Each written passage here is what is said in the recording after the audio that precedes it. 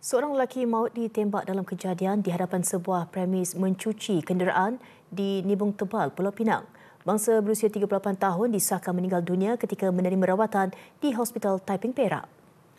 Dalam kejadian sekitar jam 10.40 malam semalam, mangsa dipercayai pemilik premis itu ditembak beberapa das di bahagian badan dan kaki oleh suspek yang tidak dikenali.